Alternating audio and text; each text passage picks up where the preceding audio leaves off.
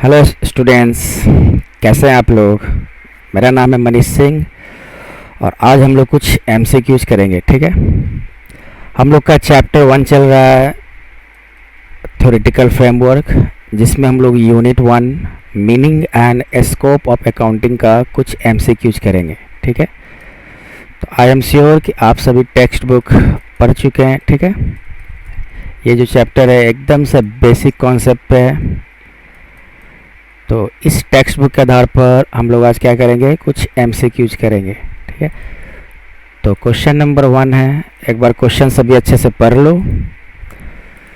Question number 1 कह रहा है, on March 31, 2020 after sale of goods worth ₹5,000 he is left with the closing inventory of 15,000. This is event, transaction or transaction as well as event. देखो, event का मतलब क्या होता है। Event का मतलब होता है कॉन्सिक्वेंस ऑफ ट्रांजैक्शन, जैसे cash in hand, cash at bank, closing stock, ये सब क्या है, ट्रांजैक्शन का कॉन्सिक्वेंस कहा जाता है। तो ट्रांजैक्शन का कॉन्सिक्वेंस आपका क्या हो जाएगा, इवेंट हो जाएगा। तो क्वेश्चन क्या कर रहा है कि क्लोजिंग स्टॉक क्या है, तो क्लोजिंग स्टॉक आपका क्या हो गया, क्लोजिंग स्टॉक आपका कॉन्सिक्वेंस ऑफ ट्रांजैक्शन यानी कि इवेंट हो गया। तो फर्स्ट आंसर क्या हो गया, ए। ट्रांजैक्शन क्या होता है, तो ट्रांजैक्शन जैसे एग्जांपल ले लो, परचेज गुड्स, ये आपका क्या है, ट्रांजैक्शन है। सोल्ड गुड्स, ये आपका क्या है, ट्रांजैक्शन है। रेंट पेड, ये आपका क्या हो गया, ट्रांजैक्शन है। सैलरी पेड, ये आपका क्या हो गया, ट्रांजैक्शन हो गया। डिपॉजिटेड इनटू बैंक, ये आपका क्या हो गया, ट्रांजैक्शन हो गया। ठीक है, ट्रांजैक्शन का मतलब होता है परफॉर्मेंस ऑफ एन एक्ट और an agreement such as sale of goods, rent paid etcetera, ये सब आपका क्या हो गया, ट्रांजैक्शन। तो हमारा क्वेश्चन में क्या पूछा जा रहा है कि क्लोजिंग स्टॉक क्या है, तो क्लोजिंग स्टॉक जो होता है कॉन्सिक्वेंस ऑफ ट्रांजैक्शन, जैसे stock in hand, cash in hand. तो हमारा आंसर क्या हो जाएगा, ए। क्लोजिंग स्टॉक आपका क्या है, इवेंट है। ट्रांजैक्शन आपका क्या हो सकता था, तो सेल ऑफ गुड्स, ये आपका क्या हो सकता था, ट्रांजैक्शन। लेकिन हमारा क्वेश्चन में क्या पूछा जा रहा है कि क्लोजिंग स्टॉक क्या है, तो क्लोजिंग स्टॉक आपका क्या हो गया, इवेंट हो गया। और ये सारे आपके क्या थे, ट्रांजैक्शन। तो क्वेश्चन 1 का आंसर क्या हो गया, 1 ए एंड इवेंट, यानी कि इसका आंसर हो गया ए। नेक्स्ट क्वेश्चन है आपका question number 2, users of accounting information include. Accounting information का क्या क्या यूजर होता है, तो अकाउंटिंग यूजर्स इंक्लूड इन्वेस्टर्स, यानी कि अकाउंटिंग यूजर्स क्या क्या होते हैं। तो आप लोग टेक्स्ट बुक पढ़े होंगे, अकाउंटिंग यूजर्स क्या क्या होते हैं। तो क्रेडिटर, सप्लायर, ये अकाउंटिंग यूजर्स है। लेंडर्स और कस्टमर्स, ये भी अकाउंटिंग यूजर्स है। अकाउंटिंग यूजर्स में क्या क्या आ जाएंगे, इन्वेस्टर्स आ जाते हैं, ठीक है, कस्टमर, बायर भी कह सकते हो, क्रेडिटर, सप्लायर, एक ही चीज़ है ना।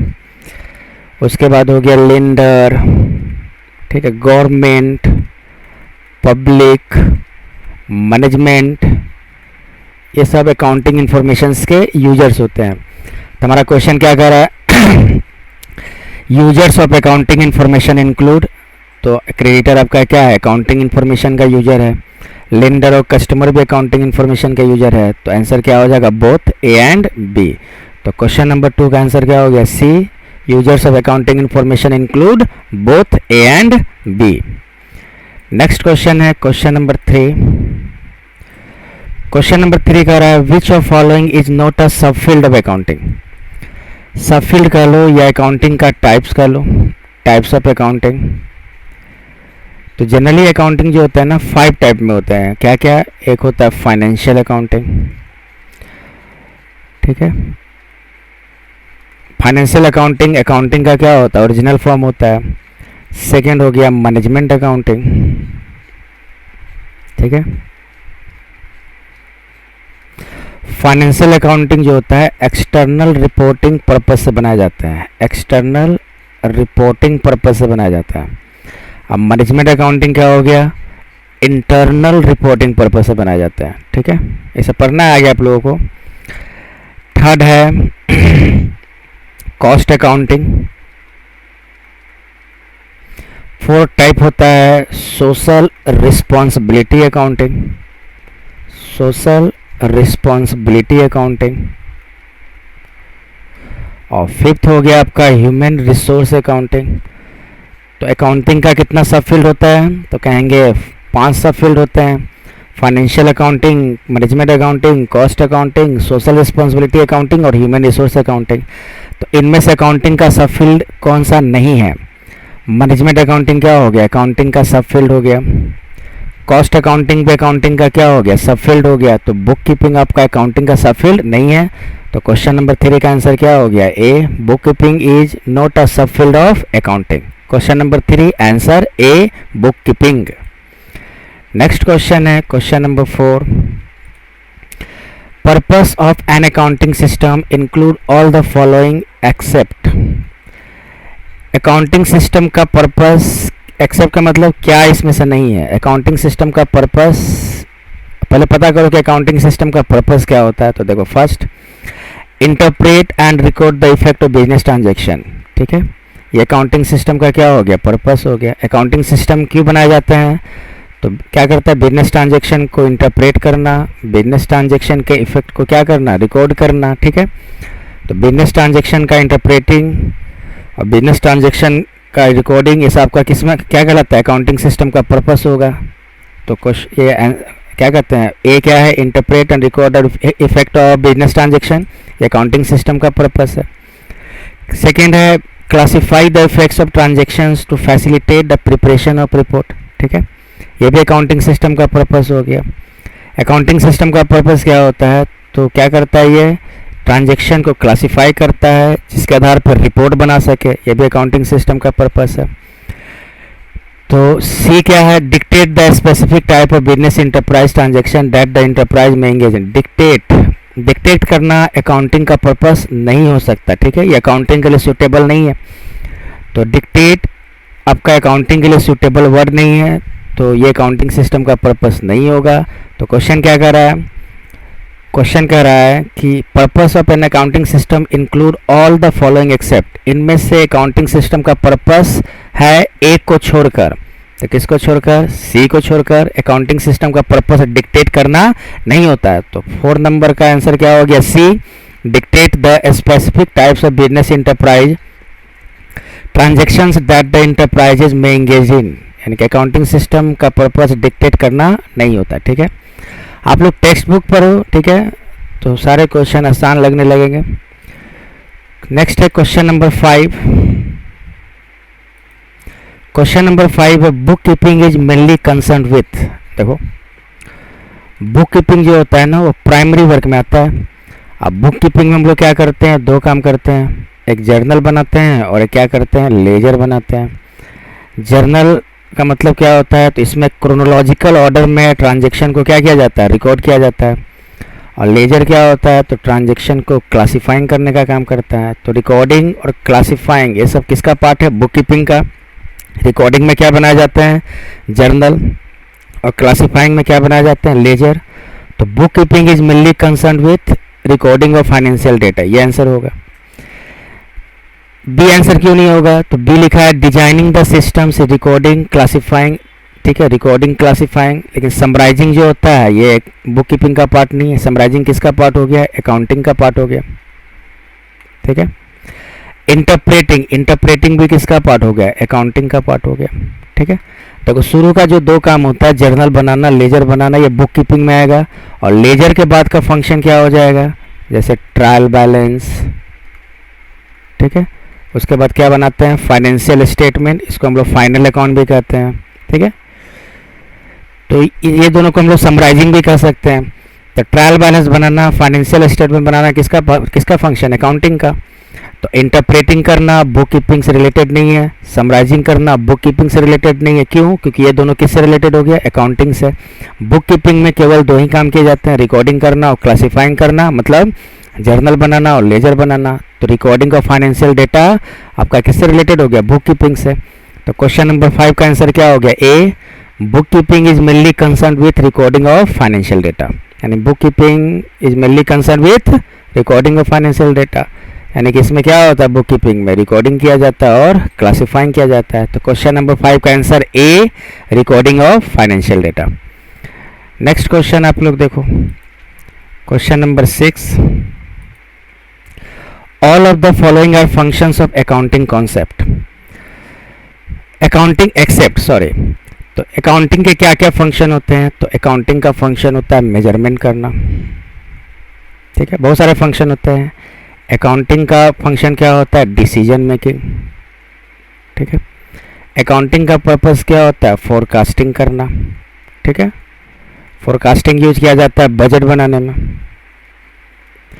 अकाउंटिंग का फंक्शन क्या होता है? टैक्सेशन करना, बहुत सारे फंक्शन होते हैं, ठीक है।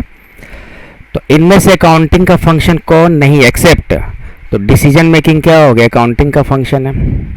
फोरकास्टिंग भी क्या हो गया? अकाउंटिंग का फंक्शन है। तो कौन फंक्शन नहीं है? Ledger posting. अभी हमने बताया कि लेजर पोस्टिंग करना क्या होता है? बुक कीपिंग का फंक्शन होता है। लेजर पोस्टिंग करना क्या आ जाएगा? बुक कीपिंग में आ जाता है, अकाउंटिंग का फंक्शन नहीं है। तो अकाउंटिंग का फंक्शन इनमें से कौन नहीं है? तो लेजर पोस्टिंग आपका अकाउंटिंग का फंक्शन नहीं है, लेकिन डिसीजन मेकिंग और फोरकास्टिंग अकाउंटिंग का फंक्शन होता है। तो आंसर हो जाएगा 6 का बी, लेजर पोस्टिंग आपका अकाउंटिंग का फंक्शन नहीं है। तो क्वेश्चन नंबर 6 का आंसर हो गया B, ledger posting. Next question देखो आप लोग, क्वेश्चन नंबर 7 है financial statements are part of.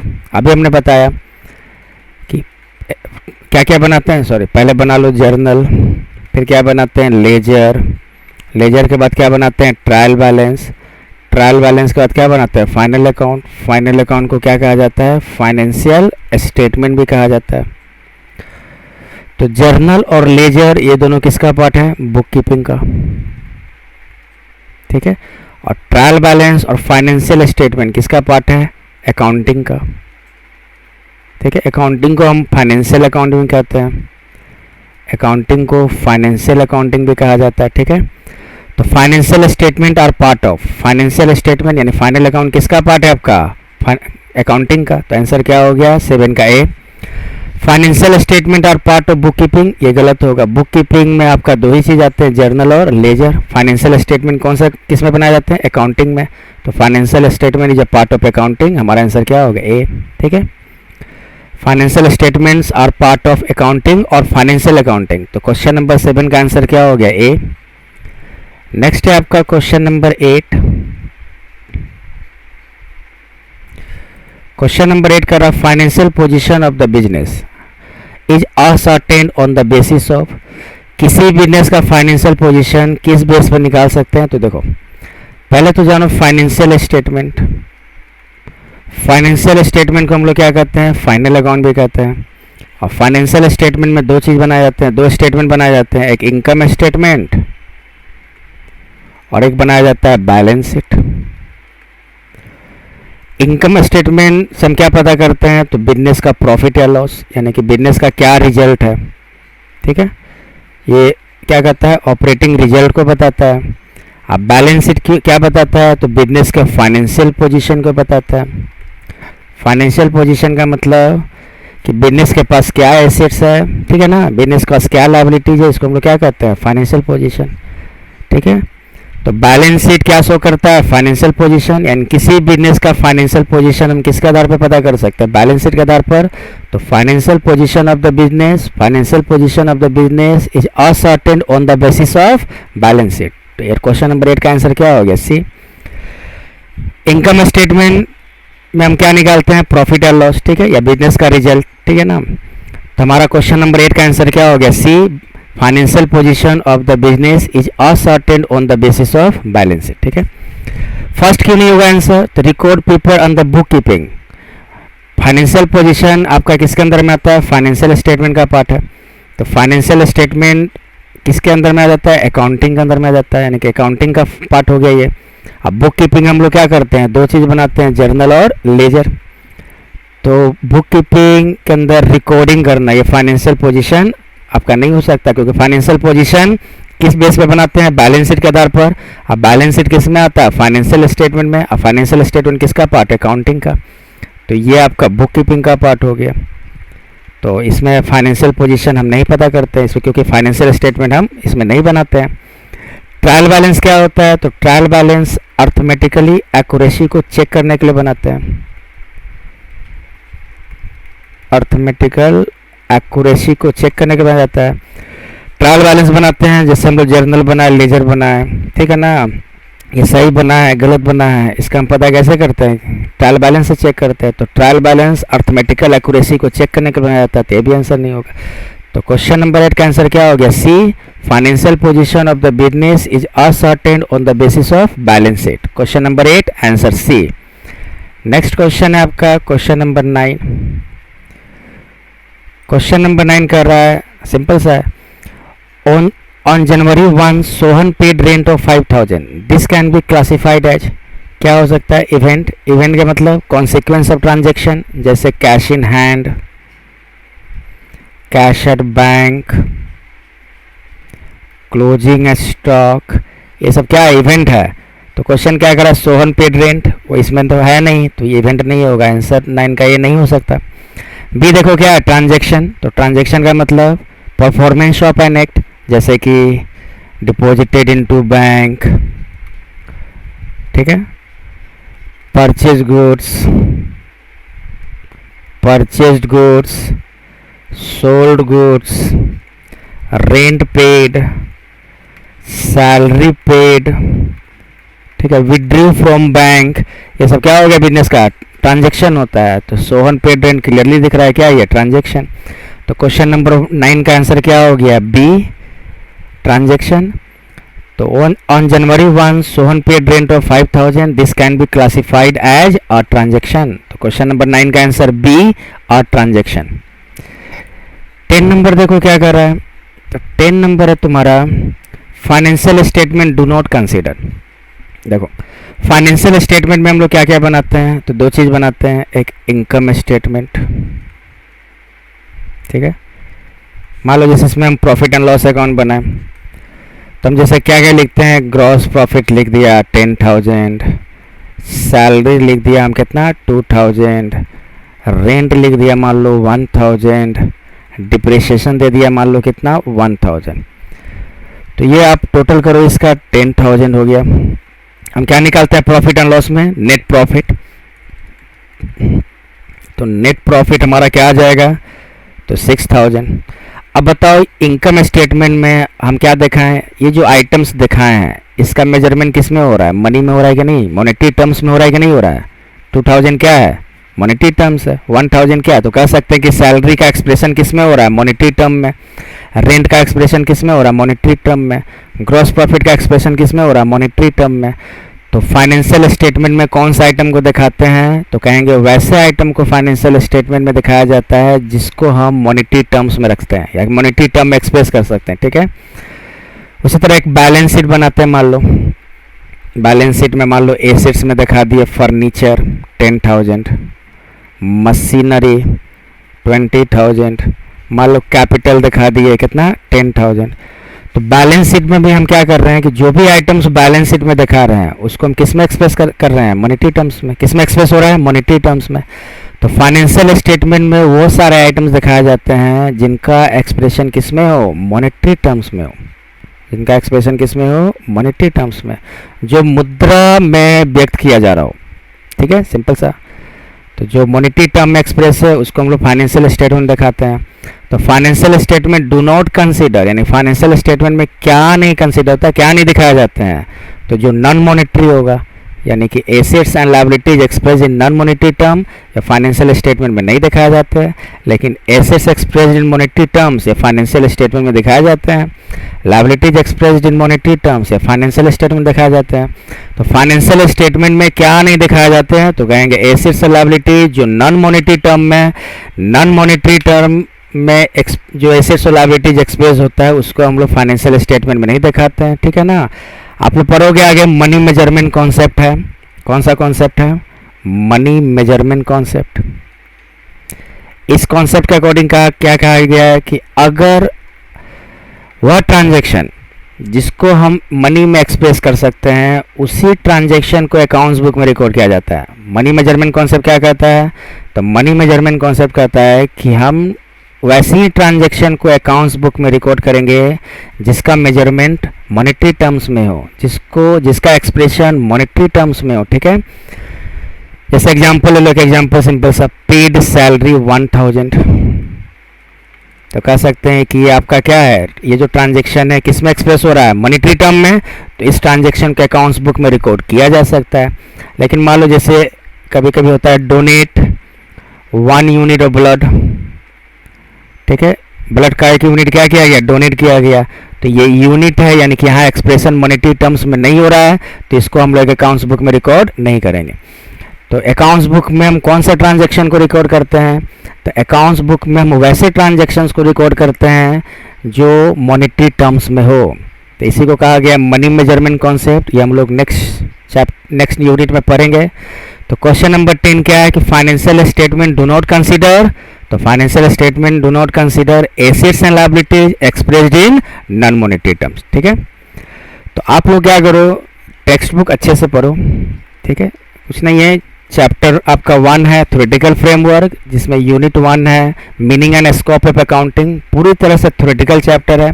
आप लोग टेक्स्ट बुक पढ़ो और प्रैक्टिस करो। ठीक है, तो आज इतना ही रहने दो, आप लोग पढ़ते रहो, मेहनत करते रहो, मेहनत करना बहुत ज़रूरी है। तो थैंक यू।